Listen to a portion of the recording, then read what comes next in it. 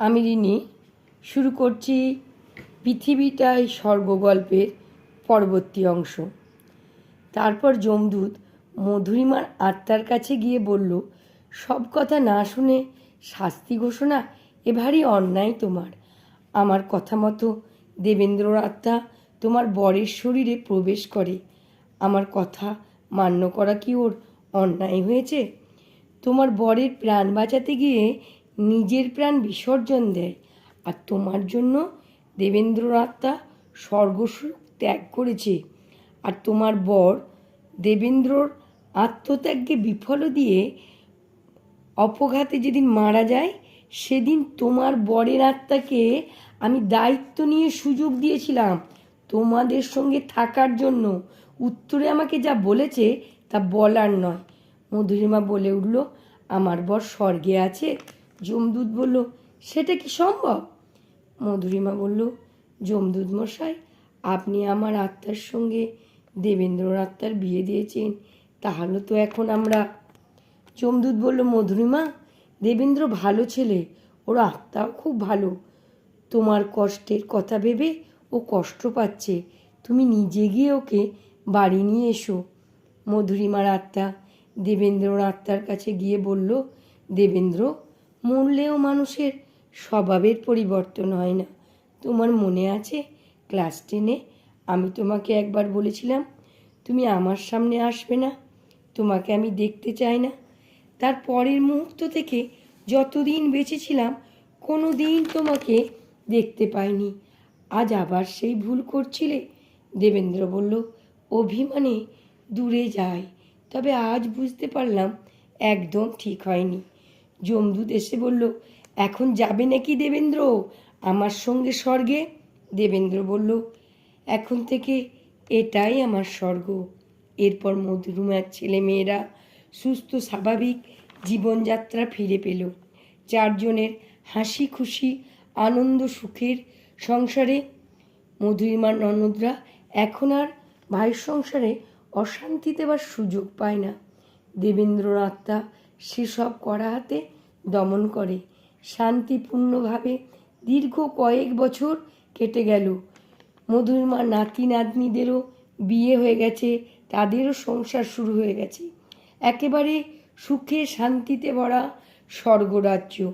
মতো অবস্থায় আবার যমদূত এসে হাজির। যমদূত বলল, মধুরিমা ও দেবেন্দ্রর আত্মা, এবারে শোনো মন দিয়ে।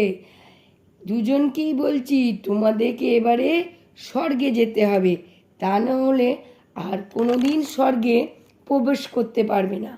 এ কথা শুনে দেবেন্দ্রর আত্মা যমদূতের পায়ে ধরে বলল, যমদূত মশাই, স্বর্গে গিয়ে কি আমি মধুরিমার আত্মাকে আমার কাছে পাবো? যমদূত বলল, সেটা আমি জানি না।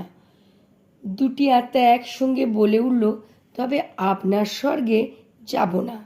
আমরা যাতে পৃথিবীতে চিরকাল থাকতে পারি, দয়া করে তার ব্যবস্থা করে দিন। পৃথিবীটাই আমাদের কাছে স্বর্গ। যমদূত বলল, ব্যবস্থা করতে পারি, তবে তোমাদেরকে এবার অন্য দেহে প্রবেশ করতে। তোমাদের ছেলেমেয়েরা বুড়ো বুড়ি হয়ে গেল, আর তোমরা দীর্ঘদিন ধরে একই রকম হয়। এটা কি স্বাভাবিক ব্যাপার? তোমরাই বলো। এর দুদিন পর যমদূত হাজির হয়ে বলল, দেবেন্দ্র ও মধুরিমা, দুজনে মন দিয়ে শোনো। আগামীকাল নবদম্পতি সুধা আর স্নেহাশিসের মৃত্যুযোগ আছে। সুধার বৌদি ষড়যন্ত্র করে ওদের বিষ দিয়ে মেরে ফেলবে, আর ওদের আত্মা এই পৃথিবী থেকে যাবে না ষড়যন্ত্রকারীদের শাস্তি দেবার জন্য। তাহলে প্রস্তুত থেকো, কাল তোমরা অন্য দেহে প্রবেশ করবে। তোমরা তো চেনো না, তাই আমি এসে তোমাদের নিয়ে যাব। আত্মা দুটি কোনো উত্তর দিল না। যমদূত চলে গেল। যাবার পর দুজনে ঠিক করলো, আমরা আজই রাতে দেহ ত্যাগ করব। তারপর সুধার বাড়ি খুঁজে বের করে ওদের দুজনকে বাঁচাবো। যেমন কথা তেমনই কাজ। মধুরিমা ও দেবেন্দ্রর হস্তক্ষেপে সুধার বৌদির ষড়যন্ত্র পণ্ড হলো। মধুরিমা ও দেবেন্দ্র ওদের বাঁচাতে পেরে খুব খুশি হলো। ওখান থেকে চলে গেল। যেতে যেতে দেবেন্দ্র মধুরিমাকে জিজ্ঞেস করলো, আমরা এখন কোথায় যাব? মধুরিমা বলল, বাড়ি ফিরে যাব। আমাদের জন্য বাড়ির সকলে নিশ্চয়ই খুব কান্নাকাটি করছে। যমদূত হাজির হয়ে বলল, ওটি হবে না, চলো স্বর্গে যাবে। মধুরিমা বলল, যমদূত মশাই, আমার বহুদিনের ইচ্ছে দেবেন্দ্রের সঙ্গে নাচ করার। গভীর জঙ্গলে গিয়ে ইচ্ছেটা পূরণ করি, এই অনুমতিটুকু দিন। অনুমতি পেয়ে মধুরিমা ও দেবেন্দ্রের নৃত্যের তালে তালে গভীর অন্ধকার জঙ্গল হয়ে উঠল এক অপরূপ স্বর্গপুরী। এই অপরূপ স্বর্গীয় দৃশ্যে মোহিত হয়ে যমদূত বলে উঠল, পৃথিবীটাই স্বর্গ, পৃথিবীটাই স্বর্গ, পৃথিবীটাই স্বর্গ। এই বলে যমদূত একা ফিরে গেল।